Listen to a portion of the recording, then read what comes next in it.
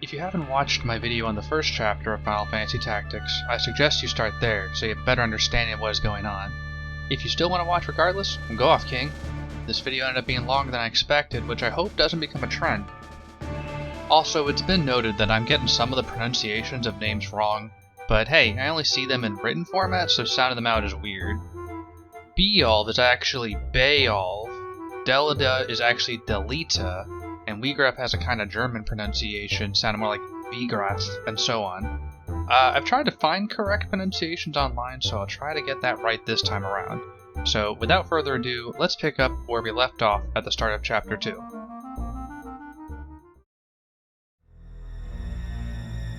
So Rumzer was finished telling the events of Chapter 1 to explain who Delida was to Goofus Gaffus and everyone else.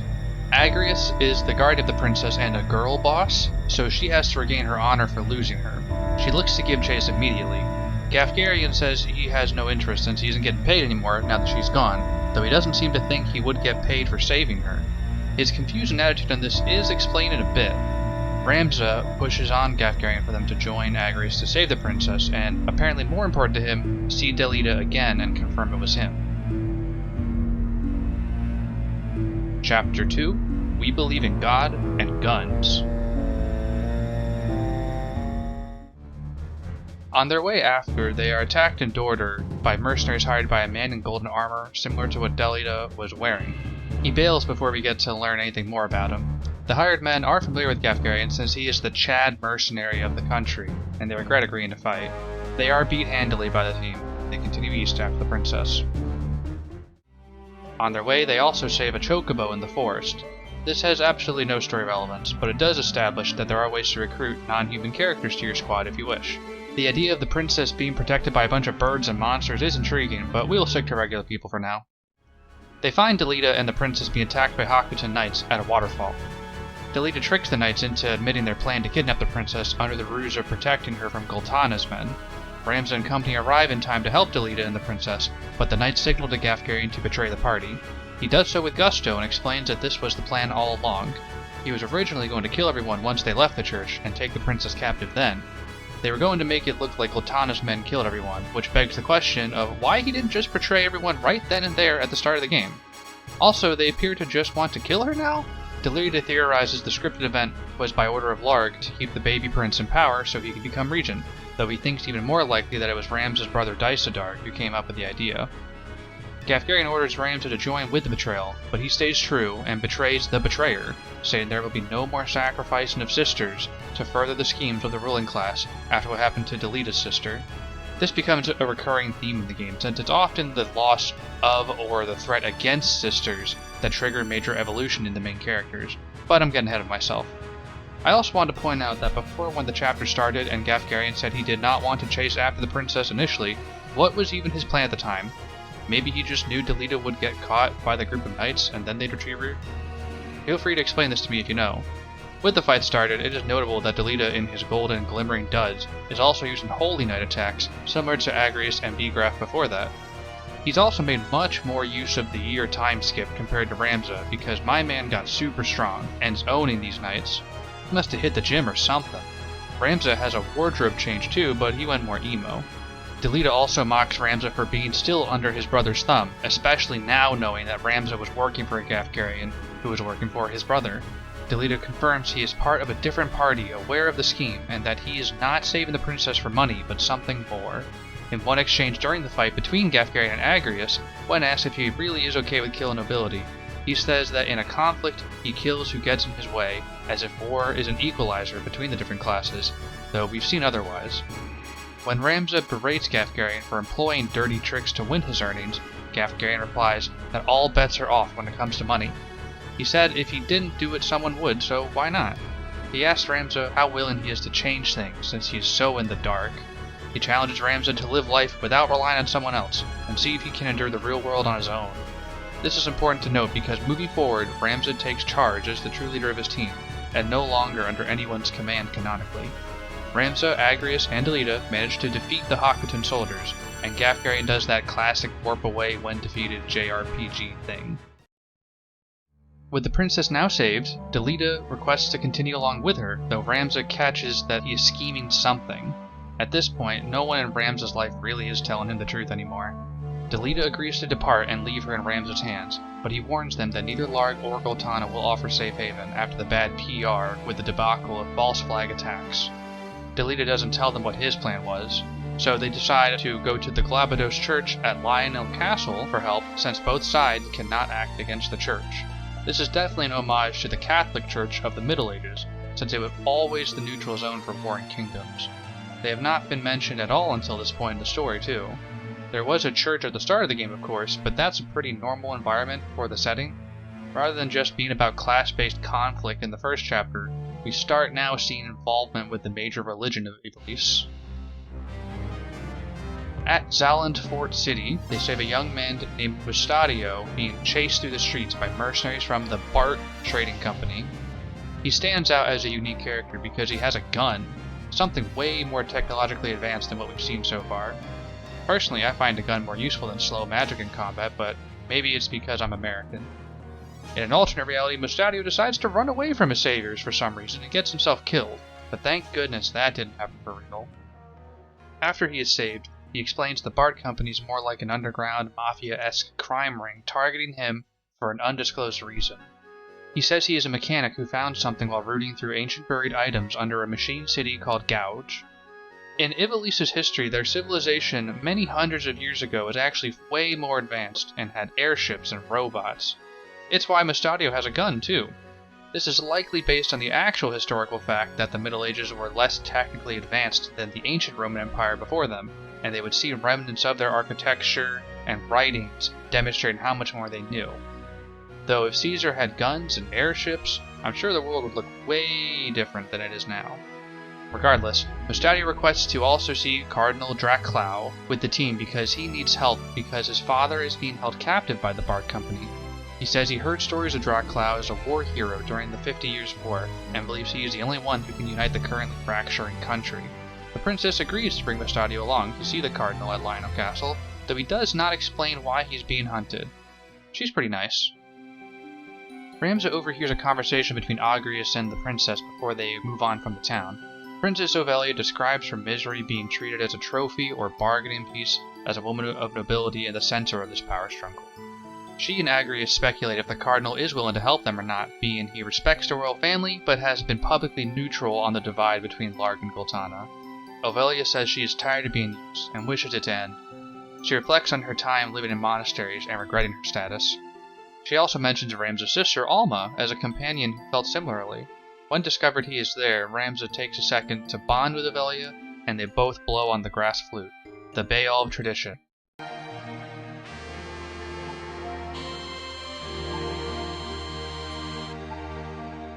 And it's still beautiful. Moving south, they meet another band of mercenaries at Barrius Hill, who are after Mustadio for the Bart Company. We've seen this song and dance. They get beaten. Nothing noteworthy. Should have brought guns. Meanwhile, at the Hall of Evil, aka Igor's castle, Gafgarion reports to Ramza's eldest brother Daisadarg about the current events. He is the one who was paying Gafgarion to betray Ramza's party and keep track of Ramza in the year between chapters. Daisadarg is not happy and wants them all dead, even Ramza if he continues to resist, which even Gafgarion notes as despicably evil. In regards to the church as a potential barrier to getting the princess, Daisadarg acts as if there is already an ace up his sleeve. He threatens Gafgarion for questioning it any further. Gafgarion does confirm that the men who attacked them at the church at the start of the game were a false flag attack run by the Hakutin and ordered by Daisadarg. But Daisadarg says the Golden Armor Knight at Dordor afterwards was someone else trying to stop their plans that he is unsure of.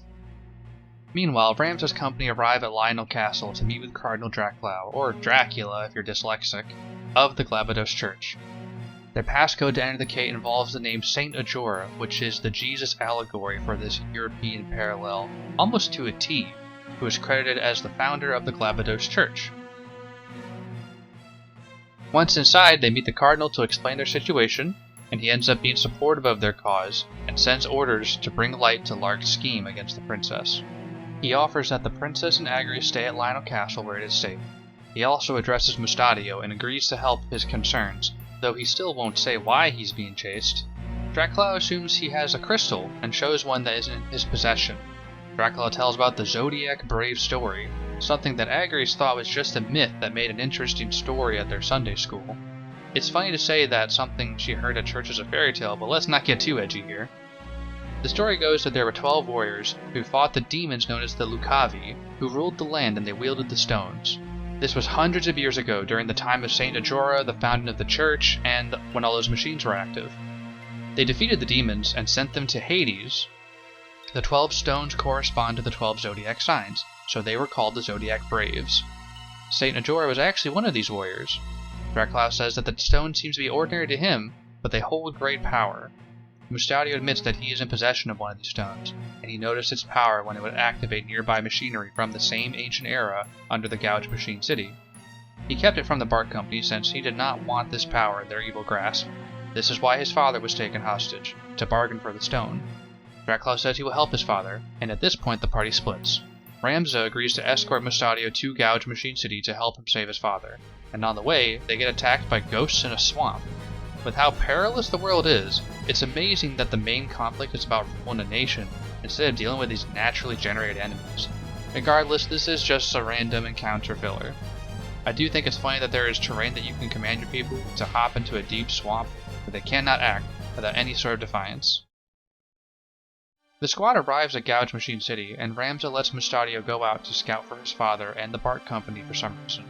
This gives a chance for us to do some shopping, and we find that guns are just for sale here.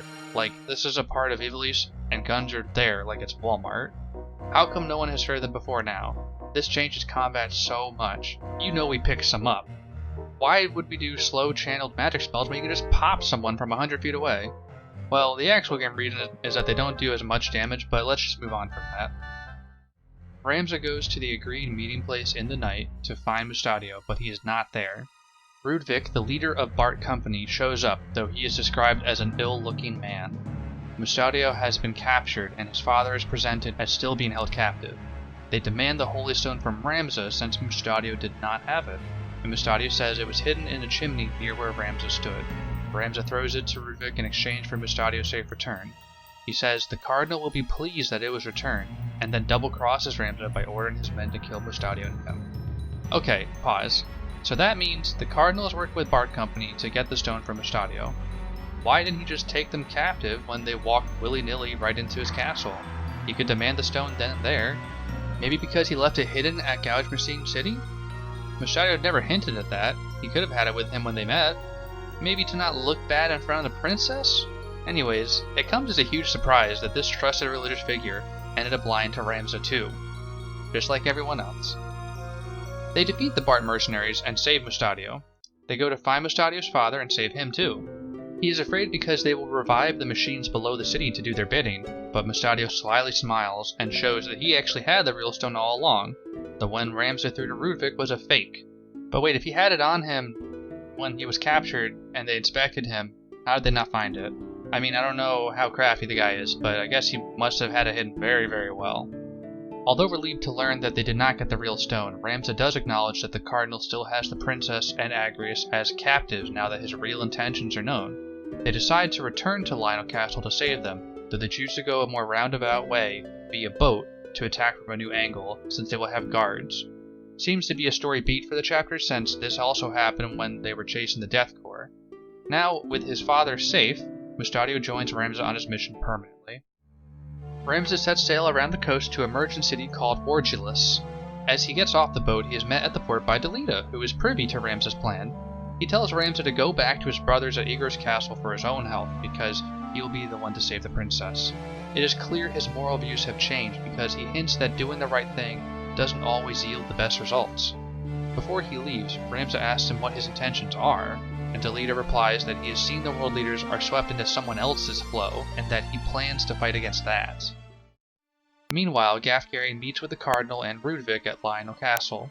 He is again surprised that not only was Ramza's brother more devious than expected, but also the Cardinal too.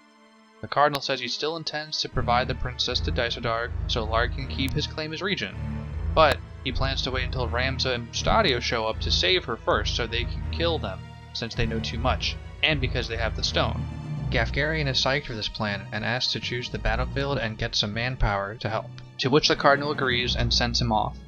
Rudvik, our fat mafia boss surrogate, is then killed by the Cardinal for his incompetence, but like in a horror movie-esque portrayal, which hopefully will be explained soon. Headed north through the Barriers Valley on their secret rescue mission, Ramza runs across Agrias, who has escaped Lionel Castle but is being run down by the guards hot on her heels. Ramza jumps in with great enthusiasm to save her. After dealing with these knights, Agrias informs Ramza that the princess is about to be executed, and they have to make haste to save her. At this point, Agrias also becomes a permanent team member too, which means finally might not have to worry about having guest characters in our party anymore. I'm probably too hopeful.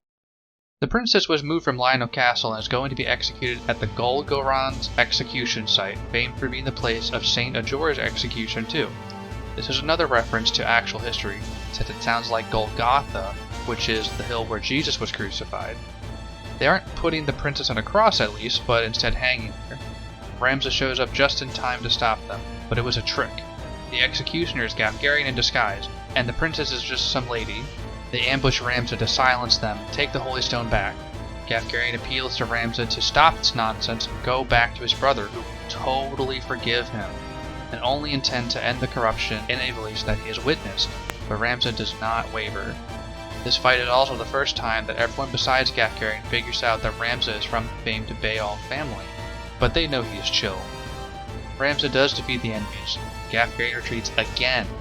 The princess is still at Lionel Castle, so they head there as originally planned. During this diversion, Delita and the mysterious Golden Knight from before are with Cardinal Draclau to meet the princess now in captivity. Delita has a brief moment before the others arrive to try and assure the princess that everything will be alright if she does what he says.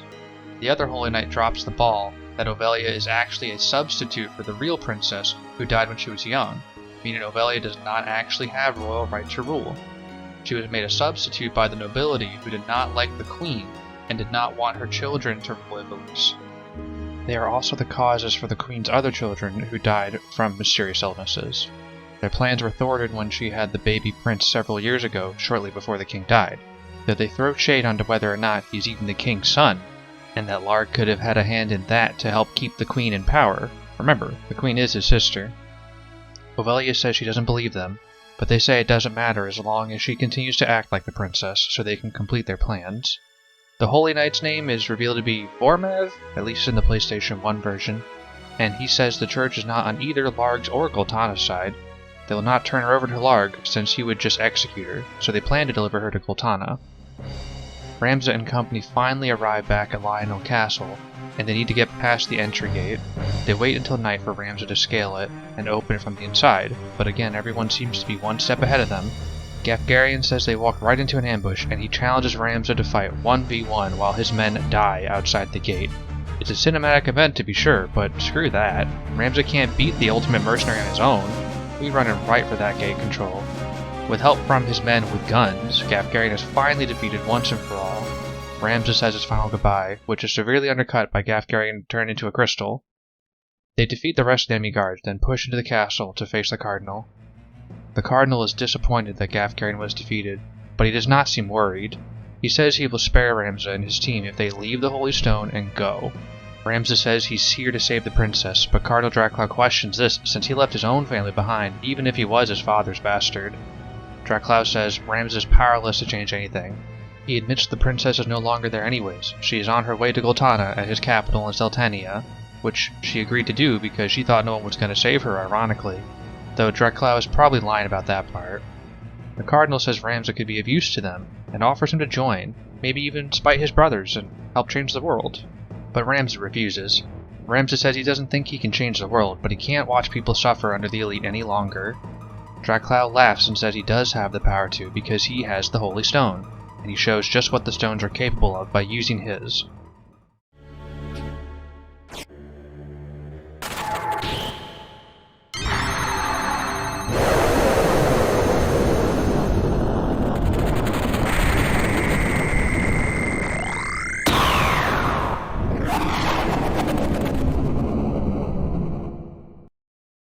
By transforming into Oogie Boogie from Nightmare Before Christmas.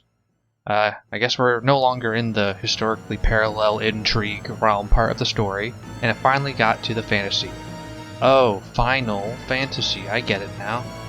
Anyways, he attacks with weird doom attacks. During the fight, he says he has become a Lucavi demon named Quekenlin, using the power of the Zodiac Stone. So wait, so the stones are evil, and the 12 holy warriors from the Saint of Jorah story, the origin of the church itself, is based on a huge lie? There's a lot to unpack here, but no time. Through great trial, aka 3 game overs, Ramses' team prevail over him despite him presuming to be immortal. He says something about a resurrection and then explodes, leaving the stone behind.